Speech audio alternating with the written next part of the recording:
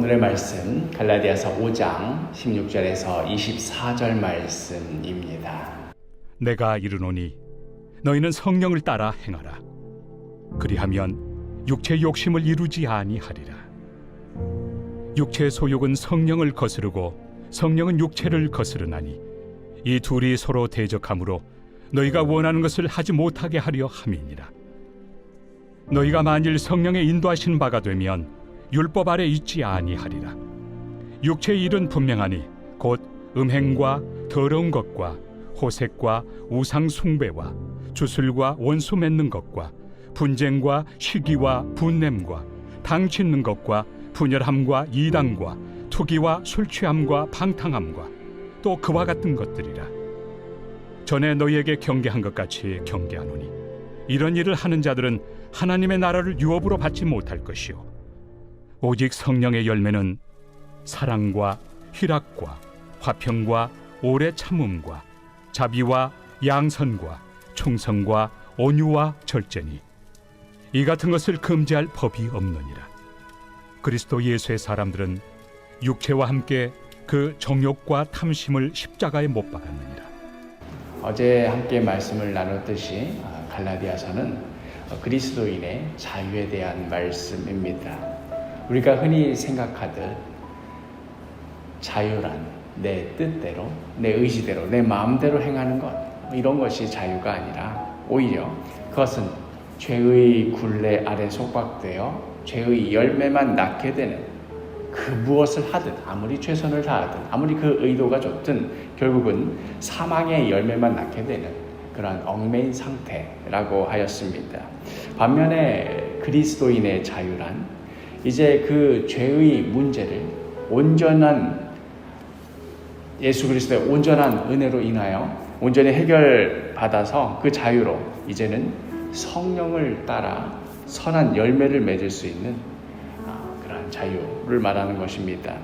그리스도인이 되면 무슨 일을 하든 재채기를 해둘 것이다, 선한 일이다, 이런 얘기가 아니라 우리가 그리스도인이 되어서야 죄의 문제를 해결함 받은 하나님의 자녀가 되어서야 비로소 우리가 선을 행할 수도 있고 또 반대로 예전의 삶으로 돌아가서 죄를 지을 수도 있는 이러한 자유가 있다는 말입니다. 그리하여 우리 안에는 늘 두 가지가 싸웁니다. 성령을 따라 행할 것인가, 아니면 육체의 소욕을 따를 것인가. 오늘 본문 16절에 내가 이르노니 너희는 성령을 따라 행하라.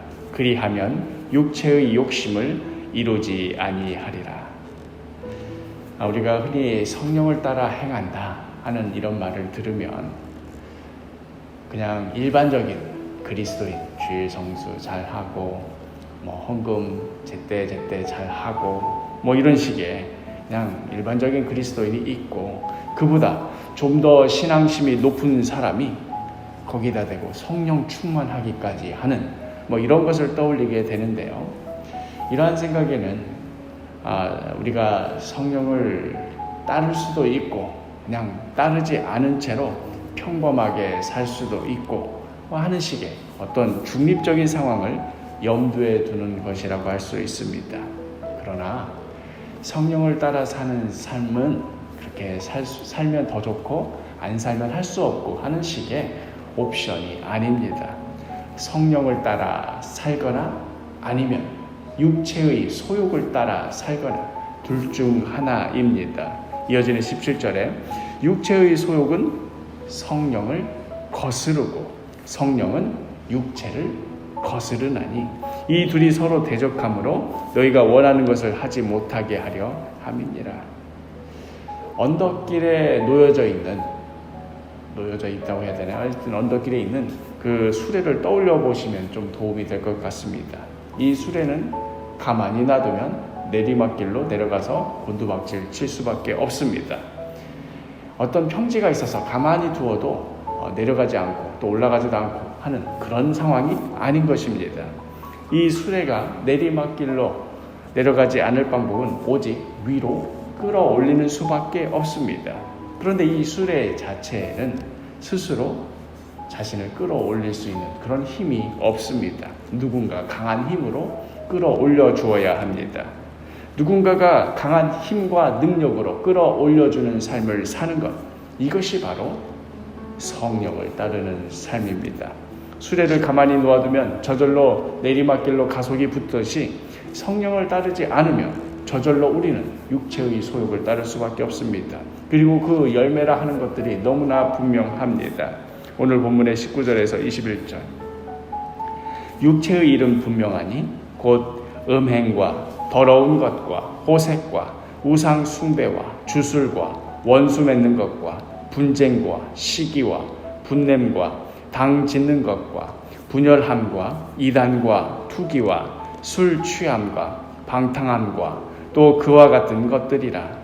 전에 너희에게 경계한 것 같이 경계하노니 이런 일을 하는 자들은 하나님의 나라를 유업으로 받지 못할 것이요.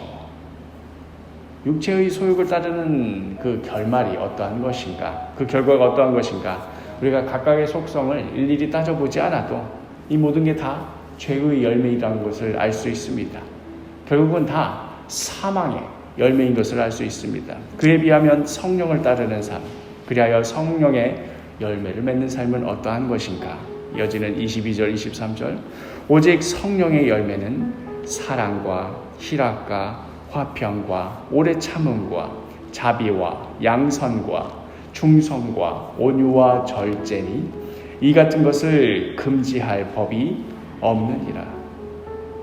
우리 스스로는 이러한 열매를 맺을 길이 없지만, 그러나 우리 안에 내주하고 계시는 성령님께서 우리로 이렇게 귀한 열매를 맺게 하십니다.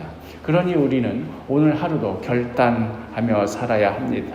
육체의 소욕을 따를 것인가, 성령의 음성에 순종하며 살 것인가.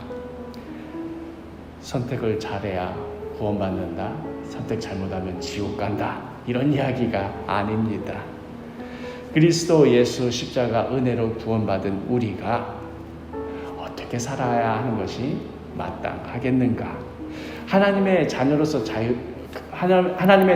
가지고 있는 이 자유로 우리가 어떠한 삶을 살아야 할 것인가 하는 이야기를 하는 겁니다. 우리가 흔히 성령 충만하면 어떤 기도원 집회 같은 것을 떠올리며 큰 소리로 찬양하고 기도하고 땀과 눈물로 범벅이 되어가지고 감정적으로 흥분되고 고조되어 있는, 그래서 어떤 강한 확신에 사로잡혀 있어서 누가 무슨 말을 해도 흔들리지 않는 그런 식의 모습을 떠올리기 쉬운데요. 우리 방금 함께 읽은 이 성령의 열매, 이 열매들을 찬찬히 들여다보면 우리가 흔히 성령 충만하면 떠올렸던 것들과는 조금 거리가 있구나 하는 것을 알 수 있습니다. 오직 성령의 열매는 사랑과 희락과 화평과 오래 참음과 자비와 양선과 충성과 온유와 절제니. 이것들을 보면 오히려 우리가 일상생활 가운데 맺어야 하는 것들이고, 또 어느 순간에 극적으로 터지듯 나타나는 것이라기보다는 오랜 시간 동안 한결같은 모습으로 보여주어야 하는 것들이고, 겸손하고 온유하게 섬기는 모습 속에서 나타나는 것들이다 하는 것을 오늘 말씀을 통해서 볼 수 있습니다. 이러한 삶을 살기로 선택하는 것, 성령께서 이러한 삶을 살도록 우리 마음에 감동 주실 때 우리가 기꺼이 나 자신을 내어드리고 순종하는 것, 이것이 바로 성령 충만한 삶입니다. 오늘 하루도 우리 안에 계시는 성령님의 음성에 순종하여 성령 충만한 삶을 사시기를 바랍니다. 그리하여 성령의 귀한 열매를 맺으며 살아가는 복된 하루가 되기를 간절히 축복합니다.